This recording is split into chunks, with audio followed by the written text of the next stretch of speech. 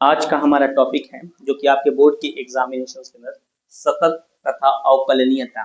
तो सतत और अवकलनीयता के बारे में हम आज बातचीत करने वाले हैं। अगर आपने ये वीडियो लास्ट तक देखा तो आप क्या कर सकते हैं, अपने बोर्ड के लिए 5 नंबर फिक्स कर सकते हैं। 5-6 नंबर आप एकदम फिक्स करके मान के चलिए। हम प्रीवियस ईयर के 2-4 सवाल क्वेश्चन लेंगे और बाकी आपको सिखाने की कोशिश करेंगे कि आखिर ये सतत यानी कंटिन्यूटी हमारे एग्जाम में क्यों आ रहा है और हम क्यों इसको हल करते हैं। तो फिलहाल के लिए इतना भी समय नहीं है क्यों हो रहा है तो कैसे हो रहा है। फिलहाल अभी हम आपको बोर्ड के एग्जाम को तैयार करने के पक्ष में, तो आप कैसे बेहतर तरीके से आप इसको क्या कर सकते हैं, तैयार कर सकते हैं, उसके लिए हम सिखाने वाले हैं। वो भी एकदम आसान भाषा में। यदि आपने लास्ट तक देखा तो आपको एकदम क्लियरली ये बात क्लियर हो जाएगा कि आपको एकदम आने वाला है ये चैप्टर। और अगर ये आ गया तो इसके आगे वाला अवकलन है, इसी पे आधारित है अवकलन। फिर उसके बाद अवकलन का ही अनुप्रयोग करके हम पढ़ेंगे अनुप्रयोग। फिर उसके बाद उसका उल्टा होता है समाकलन और फिर समाकलन के अनुप्रयोग। इन दोनों का मिक्स है अवकल समीकरण। और इस तरीके से आप बेहतर तरीके से एक परफॉर्मेंस क्या कर सकते हैं, ला सकते हैं। और अगर आप एकदम बिगिनर है, एकदम नए हैं, तो आपको एकदम बेहतर तरीके से समझना। चलिए देर न करते हम सिखाते हैं। आपसे 3 सवाल पूछेगा। पहला क्या पूछेगा आपसे, आपसे पूछने वाला है कोई फंक्शन ऐसे देगा, कहेगा x बराबर 3 पर फलन इतने का, संततता की क्या करिए, जांच कीजिए। आपके एग्जाम में दे दिया, अब आप हल कैसे करेंगे अगर आप पढ़ा नहीं एकदम। तो एकदम बिगिनर वालों के लिए, बच्चों के लिए, एकदम जो कमजोर बच्चे उनका एकदम क्लियर हो जाएगा।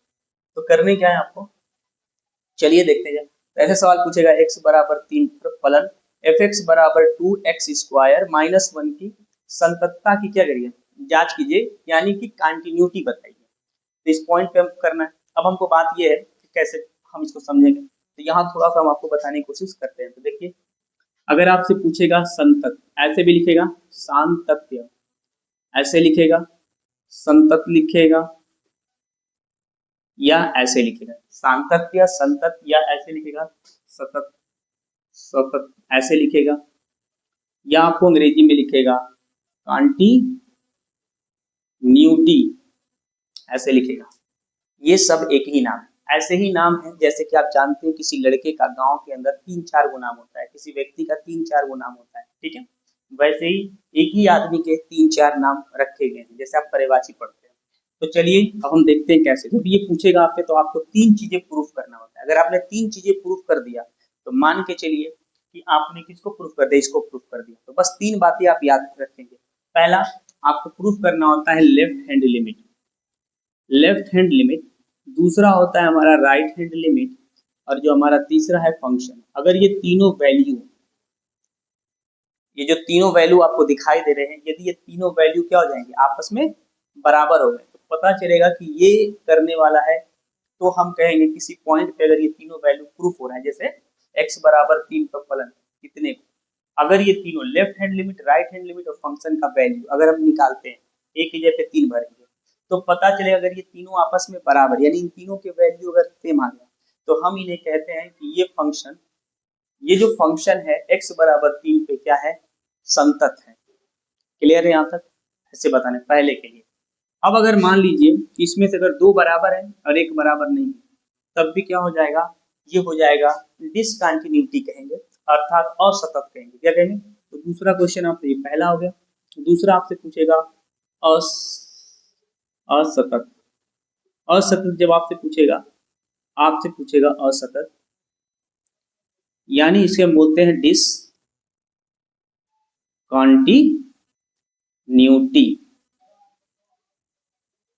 असतत आपसे पूछेगा डिसकंटिन्यूटी, तो आपको क्या करना है, उसी पॉइंट पे निकालना है।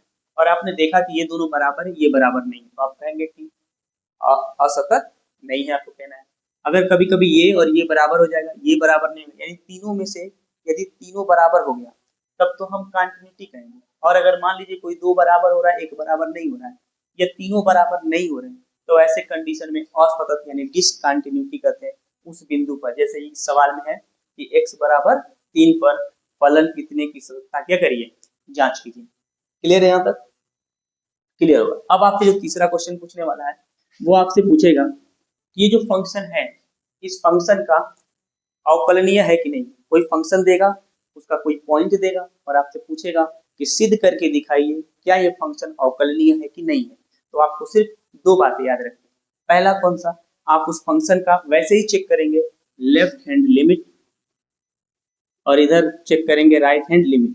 यदि तीनों ये दोनों बराबर हो गया तो हम कहेंगे ये फंक्शन कैसा है, अवकलनीय है। क्या है ये, अवकलनीय है, यानी आप इसका डिफरेंशिएबल कर सकते हैं। तो नोट डाउन करके आप लिख लीजिए, बात हमेशा याद रखना, नोट करके लिखिए, नोट करके लिखिए, याद रखिए। यदि कोई फंक्शन कंटिन्यूअस है ना, यानी कि कंटिन्यूअस यानी सतत है। यदि कोई फंक्शन सतत है, ठीक है, यदि कोई फंक्शन क्या है, सतत है, तो ये जरूरी नहीं है, अगर कोई फंक्शन सतत है तो ये एकदम कंफर्म है, जरूरी है कि वो क्या होगा, अवकलनीय अवश्य होगा। लेकिन यदि कोई फंक्शन अवकलनीय है तो ये जरूरी नहीं है कि वो संतत होगा। अब ऐसा क्यों है, तो उसके पीछे का कारण है कि आप देख सकते हैं कि लेफ्ट संतत के लिए left hand limit right hand limit of function का वैल्यू बराबर हो। यदि ये दोनों बराबर है, ये बराबर नहीं है, तो फंक्शन क्या हो जाएगा, संतत नहीं होगा। लेकिन अगर लेफ्ट हैंड लिमिट और राइट हैंड लिमिट क्या है भाई, बराबर है, तो वो अवकलनीय हो जाएगा। तो इसका मतलब हम नोट करके यहाँ ये दिमाग में हम रखते हैं, कभी कभी ये सवाल क्वेश्चन 5 नंबर का पूछेगा, आपसे पूछेगा तो बस आपको स्टेप चलना है और कुछ करने नहीं, बस आपको क्या करना है, स्टेप चलने, रह आए चाहे ना आए, लेकिन आपको स्टेप चलना है, एग्जाम में लिखने है। तो चलिए उसके लिए हम लिखने की कोशिश करते हैं, नोट करके लिखिए।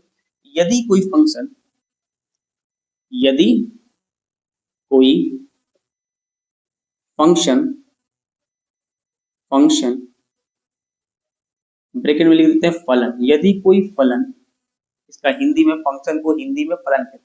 फंक्शन वैसे ही सब शादी विवाह में आते हैं फंक्शन होता है, ठीक वैसे ही है फंक्शन, ठीक है, बस गणित की भाषा में तो आपको समझ में नहीं आता। जैसे यहाँ पे x है, x का वैल्यू बदलेगा, वहां पे लो का वैल्यू बदलता है, ठीक है, बस इतना ही फर्क है। यदि कोई फंक्शन फलन, यदि कोई फलन संतत है, सतत है, संतत है, तो तो वह फलन, वह फलन अवश्य ही, अवश्य ही, अवश्य ही अवकलनीय होगा, अवकलनीय होगा, होगा। लेकिन लेकिन लेकिन लेकिन लेकिन यदि, यदि वह फलन, वह फलन अवकलनीय है, यदि वह फलन क्या है, अवकलनीय है, तो ये जरूरी, ये आवश्यक, आवश्यक नहीं है कि वह, यह आवश्यक नहीं है कि वह, यह आवश्यक नहीं है कि वह संतत यानी सतत हो, सतत हो। तो ये दो बातें आप याद रखें। अब आपको ये बातें लिखने में समझने में आपको दिक्कत होगा कि अरे ये सब क्या बता रहा है, लेकिन मास्टर, तो फिर हम देखते हैं कैसे आपको समझना है। अब आपको सिंपल वे में समझाने की कोशिश, अब ये बातें, ये सब भाषा होती है गणित की, लैंग्वेज का खेल है, पढ़ाई लिखाई लैंग्वेज का खेल है। जब लिखना पढ़ना चालू होता है आपके दिमाग के बाहर जाने लगता है, लेकिन आपको हम समझाने वाले हैं एकदम आसान तरीके से, समझिए। जैसे देखिए, सतत के लिए तीनों कंडीशन फॉलो होना चाहिए, लेकिन अवकलनीय के लिए सिर्फ दो कंडीशन। तो यदि ये दोनों बराबर रहेंगे और ये बराबर नहीं रहेगा, मतलब इसका मान 5, मान लीजिए इसका मान कितना आ गया, 5 आ गया, और इसका भी मान आ गया 5, लेकिन इसका मान कितना आ गया, इसका मान 3 आ गया, तो ये तीनों आपस में बराबर नहीं है। तो जब ये तीनों आपस में बराबर नहीं है तो ये संतत नहीं है, यानी सतत फंक्शन नहीं है, सतत है ही नहीं। लेकिन आप देख रहे हैं कि ये दोनों आपस में बराबर है कि नहीं, तो जब ये दोनों बराबर हैं तो ये फंक्शन क्या होगा, अवकलनीय होगा। तो आप इसके आधार पे कह सकते हैं कि जब सांतत रहेगा, अगर कोई फंक्शन यानी सतत रहेगा, तो जाहिर सी बात है अगर वो फंक्शन कंटिन्यूटी है उस फंक्शन का उस बिंदु पे, तो पता चलेगा ये तीनों बराबर होंगे, तो उसके अंदर ये दोनों का बराबर होना आवश्यक है कि नहीं, अवश्य है, तो ये अवकलनीय तो होगा। तो कोई फंक्शन अगर सतत है तो वो अवकलनीय होगा। लेकिन अगर कोई फंक्शन अवकलनीय है तो सतत हो सकता है, लेकिन ये आवश्यक नहीं है। क्लियर है, समझ में आ रही बात है। ऐसे ही जैसे समझते हैं कि मान लीजिए कि हमारे पास 3 गुण है, या आपके पास 3 गुण है और हमारे पास कितने गुण है, 2 गुण है, ठीक है। तो आपके जो 2 गुण है, हमारे 2 गुण है, इक्वल है, ठीक है। तो पता चलेगा कि हम अवकलनीय तो हैं, लेकिन आप में एक स्पेशल गुण है जो क्या है, उन दोनों दोनों में तीसरा का गुण भी तीनों की क्या है, बराबर है। तो आप क्या हो जाएंगे, संतत कहलाएंगे। ठीक है, यहाँ तक क्लियर है। अब हम आते हैं क्वेश्चन पे, हम इसको विस्तार से बढ़िया से समझाने की कोशिश करेंगे। फिलहाल के लिए आपको बस इतने दिमाग में रखना है। क्या दिमाग में रखना है? पहला रखना है कि अगर कोई सतत पूछेगा तो भाड़ में कुछ भी, left hand limit, right hand limit और फंक्शन वैल्यू तीनों को दिखा देना है कि बराबर है दोनों हाल में। और जब पूछेगा कि सतत नहीं है किसी बिंदु पे, ऐसे लिखेगा क्वेश्चन, तो आप समझ जाना कि हमें क्या करना है कि इस वाले पॉइंट को हम क्या करने वाले, हम दिखा देंगे कि दो बराबर तीसरा का बराबर नहीं है। आवे चाहे ना आवे, एग्जाम में दिखा देना। अगर एकदम ना आएगा तब, लेकिन आप सीखने की कोशिश करिए, प्रैक्टिस करिए। यदि हमारे ये क्वेश्चन को पढ़ करके यदि आपने प्रैक्टिस किया, आपसे गारंटी हम लेते हैं कि आप एकदम बेहतर तरीके से परफॉर्मेंस कर जाएंगे। ठीक है, तो चलिए देखते हैं। और ये बात अपने दिमाग में, तो संतत के लिए कितनी बातें, तीन बातें, left hand limit, right hand limit और फंक्शन का वैल्यू हमको पता होना चाहिए। अगर अवकलनीय पूछेगा तो left hand limit, right hand limit अगर बराबर है तो अवकलनीय है, तो हम दिखा देंगे कि ये बराबर है। अब आपको दिक्कत होगा कि सर जी ये लिमिट क्या है, लेफ्ट हैंड लिमिट क्या है, राइट हैंड लिमिट क्या है, ये हम कैसे समझें? तो इसको भी हम आपको एकदम आसान वे में समझाने वाले हैं। बस 2 मिनट दीजिए और देखिए हम आपको सिखा देते हैं। तो करना क्या है, ऐसे समझने की कोशिश करते हैं ना कि आखिर ये लिमिट का कंसेप्ट आया कैसे होगा। ठीक है, तो इसके पीछे का जो कहानी है, हम ज्यादा कहानी नहीं बता रहे अभी आपको, फिलहाल के लिए समझाते हैं। जैसे मान लीजिए कि ये कोई मेटल पदार्थ है, जब इसके आप छोटे छोटे छोटे छोटे पार्ट करते हैं तो ये क्या हो जाता है कि इसके छोटे छोटे हिस्से होते हैं। तो जो सबसे छोटा हिस्सा होता है उसे हम कहते हैं परमाणु। परमाणु का एटम अंग्रेजी बोलते हैं। और ये क्या होता है, एक ऐसा कण जिसका अब विभाजन नहीं किया जा सकता। ठीक है, फिर इसके अंदर आते हैं इलेक्ट्रॉन, इसके नाभिक में प्रोटॉन, न्यूट्रॉन। अब ये जो इलेक्ट्रॉन है, पर इलेक्ट्रॉन, ठीक है, अब इनके बारे में हमको अध्ययन करना है। ठीक है, अब चूंकि इलेक्ट्रॉन को कोई देखा है नहीं, इलेक्ट्रॉन को आदमी अभी अपनी आंखों से देखा नहीं गया, लेकिन हाँ उसकी उपस्थिति, उसके चीजों के आधार पे, उसके गुणों के आधार पे हम पता लगा लेते हैं। तो उस पे अब पूरा का पूरा जो गणित है, मैथ है, साइंस है, पूरा पढ़ाई लिखाई जो है वो उसी के आधार पे चलने वाला है। एक ऐसी चीजों के बारे में हम बात करने वाले हैं जो एक कल्पनीय है, जिसके बारे में लोगों ने देखा नहीं है, वैज्ञानिक नहीं देखा है, लेकिन उनके बारे में बात करेंगे। और उन्हीं से स्टार्ट होता है आपका इलेक्ट्रिक, और आपका ये वायर, ये तार। आप कहते हैं ना कि इसके अंदर इलेक्ट्रिक कहाँ से आया, तो लोग बोलेंगे एक धारा बहती है, धारा का नाम क्या है, आवेश प्रवाह किधर पे, ये आवेश क्या है, तो ये फ्री इलेक्ट्रॉन है। तो आपको बोलेगा कि वो फ्री इलेक्ट्रॉन्स है। अब वो फ्री इलेक्ट्रॉन्स कौन है, तो इस किसी का एटम होता है, और उसे एटम के, यानी उस एटम के अंदर पाया जाता है, उसके बाहरी कक्षा में पाया जाता है फ्री इलेक्ट्रॉन। तो चलिए उतना हम नहीं समझते, ऐसे समझते हैं। अब उनके बीच में गैपिंग है, तो ऐसे समझते हैं क्लियरली। ये सब चीजें हम और विस्तार वाले पढ़ाएंगे, अभी फिलहाल के लिए हम इसको क्लियर करने वाले हैं, तो वीडियो लंबा हो जाएगा। तो हम कहते हैं यदि कोई फंक्शन प्रदत्त है, तो ये आप समझ गए होंगे कि लेफ्ट हैंड लिमिट और राइट हैंड लिमिट। अब हम आपको लिमिट समझाने की कोशिश करते हैं कि लेफ्ट हैंड लिमिट क्या होता है, राइट हैंड लिमिट क्या होता है। ठीक है, तो सिंपल भाषा में बात करते हैं लिमिट है क्या। तो लिमिट क्या होता है, यदि कोई फंक्शन, जैसे मान लीजिए कि x बराबर 3 है, मान लीजिए अब x बराबर 3 है, तो कोई फंक्शन इधर से आएगा, तो कोई फंक्शन इधर से आएगा। अब आपके दिमाग में चल रहा होगा कि आखिर ये लिमिट का कंसेप्ट आया क्यों, ये लिमिट बनाया क्यों गया। ठीक है, तो ये आप कमेंट सेक्शन में लिखिएगा कि आखिर लिमिट का कंसेप्ट आया क्यों और क्यों बनाया गया। तो इस पे हम एक स्पेशल वीडियो क्या करेंगे, आपके लिए प्रोवाइड करा देंगे, बना देंगे, यदि आप जानना चाहें तो। ठीक है, उसके लिए सबसे पहले हम क्या करते हैं कि हम बात करते हैं क्वेश्चन पे अपना आते हैं। देखिए अब आप क्या करने वाले हैं कि लिखा है x बराबर 3 पे प्लस इतना क्या है, अवकलनीय है। तो हम निकालेंगे लेफ्ट हैंड लिमिट और राइट हैंड लिमिट। तो ये लेफ्ट हैंड लिमिट और राइट हैंड लिमिट होता क्या है, बेसिकली मान लीजिए x बराबर 3 पे, मान लीजिए हम 3 है, इधर से आप आएंगे तो इस साइड से अगर आप आ गए, तो मान लीजिए कि ये वाला जो हमारा साइड है, ये वाला, इधर से आप आए तो ये मान लीजिए कौन सा साइड हमारा हो गया, और ये वाला साइड लेफ्ट हैंड साइड हो गया, और ये वाला हमारा हो गया राइट हैंड साइड। एग्जांपल के तौर पे जैसे देखिए हम क्या करते हैं, एक ऐसे लाइन खींचते हैं, लाइन ऐसे हमने एक लाइन खींचा, ठीक है। अब इस लाइन के ऊपर मान लीजिए कि ये पॉइंट है हमारा 0, और इधर हमारा पॉइंट है यहाँ पे, हम मान लीजिए यहाँ मान लेते हैं 3, क्योंकि हमको किस पे निकालना है, x बराबर 3 पे निकालना है। तो जब 3 हम मान लेते हैं, तो अगर आप इधर से आते हैं 3 तक आपको पहुंचना है, आप पहुंचने की कोशिश करेंगे 3 तक। तो जब आप 3 तक पहुंचने की कोशिश करते हैं, तो यहाँ से ऐसे चलते चलते जाएंगे, ठीक 3 के जस्ट पहले, 3 के जस्ट पहले, तो इसे हम लोग क्या बोलते हैं, लेफ्ट हैंड लिमिट। क्या बोलेंगे इसको, लेफ्ट हैंड लिमिट। और जब आप इधर से इधर आएंगे, इधर से ऐसे, तो इसे हम बोलेंगे राइट हैंड लिमिट। यानी कि हम ऐसे खड़े हैं 3 नंबर पे, इधर से जब आप आएंगे तो राइट हैंड लिमिट, इधर से जब आएंगे तो लेफ्ट हैंड लिमिट। तो ये इधर से आए तो राइट हैंड लिमिट, इधर से आए तो लेफ्ट हैंड। अब समझते हैं बात को, हमको 3 तक पहुंचना है। कहाँ तक पहुंचना है? एकदम मान लीजिए 3 नंबर पर नेताजी, तो एकदम बगल में फोटो खिंचवाएंगे, हिल तो नहीं जाएंगे हमसे ना, तो क्या करेंगे वहां तक आएंगे। तो हम क्या करते हैं कि यहाँ तक आने की कोशिश करते हैं, तो 3 से जस्ट एक कदम आगे, तो 3 से अगर एक कदम आगे चलेंगे यहाँ पे तो 0.00000001 जोड़ लेते हैं, तो 3 में हमने जोड़ लिया। अब हम क्या करेंगे, जस्ट इसके बाद आएंगे, तो यहाँ पे हम जब आएंगे तो यहाँ पे 3 में जस्ट कम करेंगे, तो ये हमारा जो पॉइंट आएगा, इसके पास जो पॉइंट आएगा वो आएगा 2.99999, यानी एग्जैक्टली हम 3 की बात नहीं करते हैं, 3 से थोड़ा सा पहले और 3 से थोड़ा सा बाद में, यानी 3 के थोड़ा सा पहले आएंगे तो 2.9999 एकदम छोटी सी स्मॉल क्वांटिटी। अब ये स्मॉल क्वांटिटी लेते क्यों? इसलिए लेते हैं क्योंकि आप जानते हैं जो फ्री इलेक्ट्रॉन उसको कोई देखा ही नहीं, तो जब उसके बीच में ये इलेक्ट्रॉन 3 नंबर पॉइंट पे है, क्योंकि अगर कोई लाइन बनती है, समझिए ऐसे मान लीजिए कि ये मान लीजिए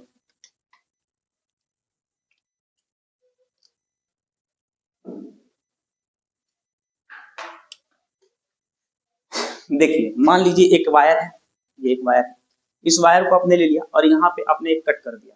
कंटिन्यूटी का मतलब क्या होता है, यहाँ से तो पता चले करंट यहाँ तक फ्लो नहीं होगा, यानी इसकी कंटिन्यूटी क्या हो जाएगी, इसकी जो कंटिन्यूटी यानी जो लगातार ये बह रहा था, जो इलेक्ट्रॉन 3 इलेक्ट्रॉन इसके अंदर वायर के अंदर बहता है 3 इलेक्ट्रॉन, जो कोई देखा नहीं है, लेकिन पूरा का पूरा फिजिक्स, पूरा का पूरा साइंस किसी पे निर्भर है, किसी पे डिपेंड होता है, और तब इसी का अध्ययन है, इसीलिए चूंकि दिमाग से ये गायब होना स्टार्ट हो जाता है।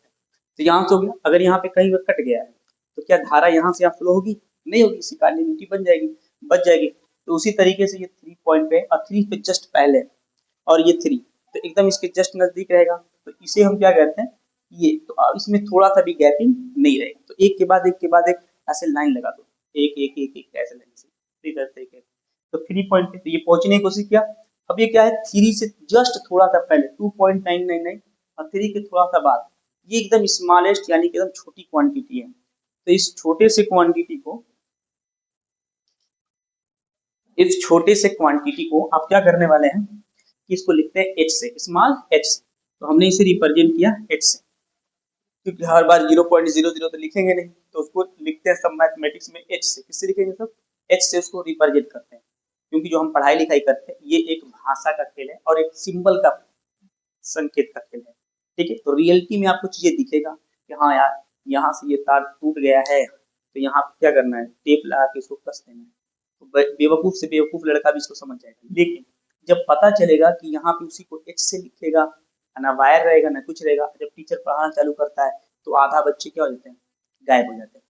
तो ये प्रैक्टिकल समझ में आती है और यहाँ पे ये वाला चीज समझ में कम आता है, लेकिन किताब में तो प्रैक्टिकल करना नहीं, हम तो कॉपी में लिखना पड़ेगा, तो समझते हैं रियल में और कॉपी में क्या करते हैं, नोट करते हैं। चलिए आपको हम सिखाते हैं आसानी से, और भी अभी चूंकि बोर्ड होने वाले हैं इसलिए हमको थोड़ा सा विस्तार में हम नहीं पढ़ा सकते आपको, तो अच्छे तरीके से बाकी अगर आप कमेंट करेंगे तो हम बेहतर तरीके से इन सब सारे विषयों को भी पढ़ाने के लिए पढ़ाना चाहेंगे आपको, मैथमेटिक्स एकदम एडवांस तरीके का और एक शानदार तरीके का। तो फिलहाल के लिए इतना समझते हैं हम लोग, और हम अब इसमें आप क्वेश्चन हम आते हैं।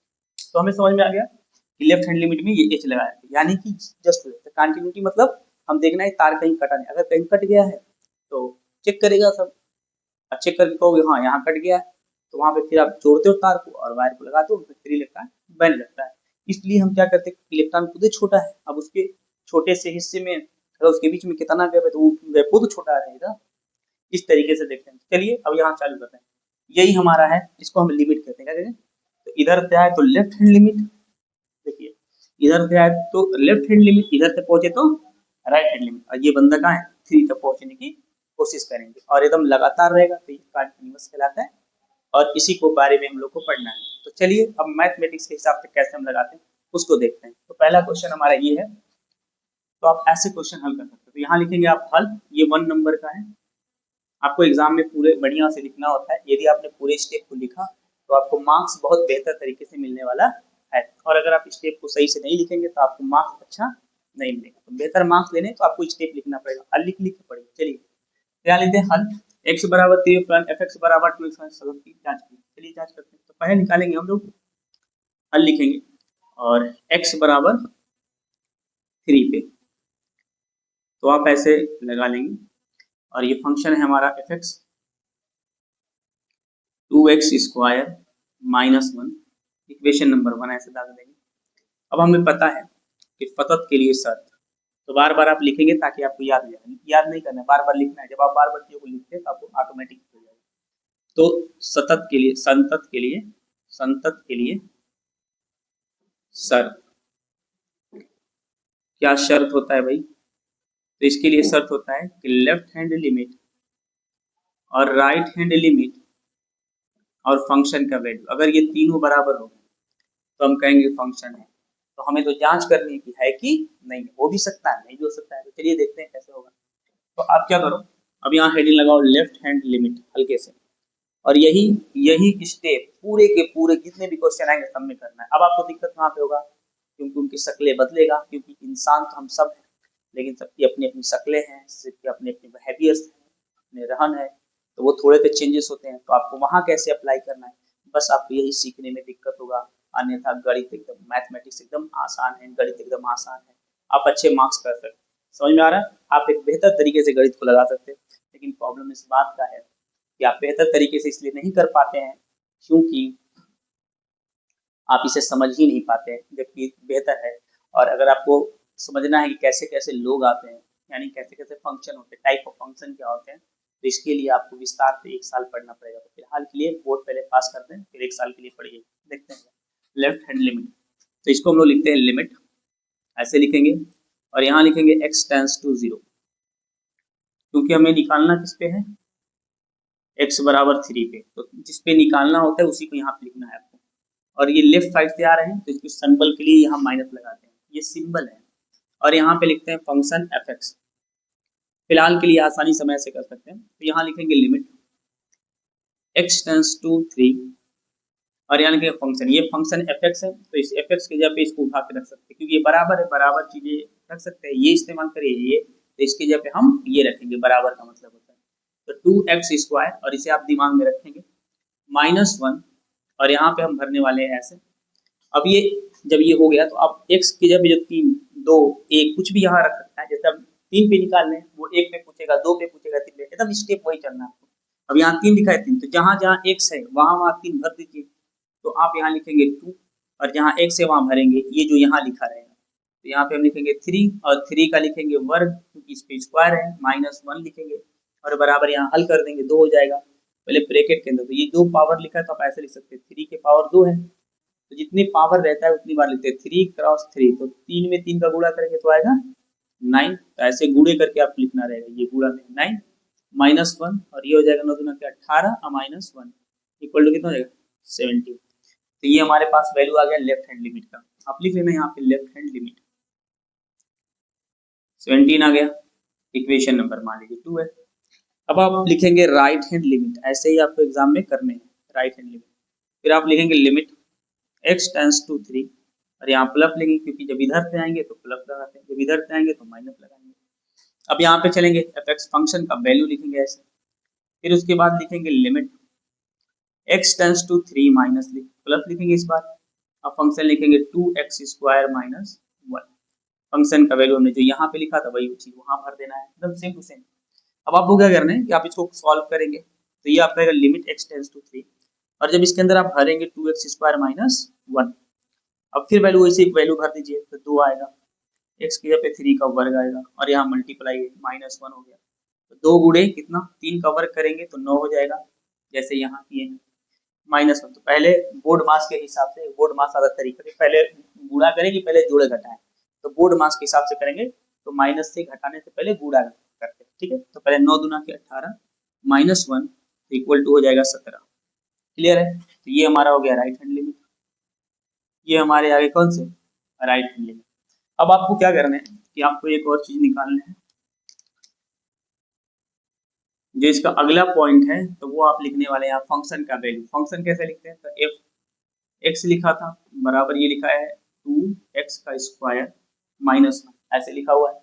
अब यहाँ पे एक, तो जो भी यहाँ पे कहेगा जिसके ऊपर निकालना है, x बराबर 3, x बराबर 2, x बराबर 4, बस आपको यहाँ पे लिखना है उसको 3, जो भी लिखा रहेगा। अब यहाँ 2 फिर भर दीजिए, और यहाँ x जहाँ जहाँ है, जैसे कि यहाँ x था तो यहाँ 3 भरा है, तो जहाँ यहाँ भी x है तो वहाँ पर भी 3 भर दीजिए, और जैसे रहेगा बस कैलकुलेट कर दीजिए, ये 2 और फिर ये 2 घात है, तो ऐसे लिखना है जहाँ हम लिखवाए थे 9 -1 9 दूना 18 और -1 इक्वल टू कितना आ गया 17। आप देख रहे हैं तीनों F3 फंक्शन का वैल्यू। तो चूंकि आप लिखेंगे लास्ट में, चूंकि आप यहाँ लिख देंगे, जगह नहीं हम यहाँ लिख देते हैं आपके लिए, क्योंकि left hand limit, right hand limit और फंक्शन का वैल्यू तीनों ही क्या है, बराबर है। तीनों क्या है आपस में, बराबर है। इसलिए यह फलन या फंक्शन x बराबर 3 पर संतत है और आपको 1 मार्क्स मिल गए। सिर्फ 1 मार्क्स का नहीं मतलब, अगर आपने इन सारे कंसेप्ट को समझ लिया तो आपका पूरा चैप्टर खत्म, आपको 5 नंबर मिल गया। कितने नंबर, 5 नंबर का काम आपने क्या कर लिया, बोर्ड एग्जाम में कर लिया। अब बार बार ये लिखना है, अगर आपको ये सब कैलकुलेशन करने में, इस सब चीजों में प्रॉब्लम क्रिएट हो रहा है तो आप कमेंट करके लिखिए, हम छोटे छोटे आपके लिए वीडियोस बना देंगे ताकि आप उसको देख करके आसानी से क्या कर सकते हैं, सीख सकते हैं। समझ में आ रहा है। और ये सारी चीज चलेगा क्योंकि अभी एग्जाम है, इसलिए हम बोर्ड की में सिर्फ आपके जो क्वेश्चन आए हुए हैं प्रीवियस है उन्हीं को कर रहे हैं और टॉपिक वाइज हम करने वाले हैं। और सारे के सारे सीरीज ऐसे आएगा, पार्ट 1 पार्ट 2 पार्ट 3 करके हम लेकर के आपके लिए आएंगे।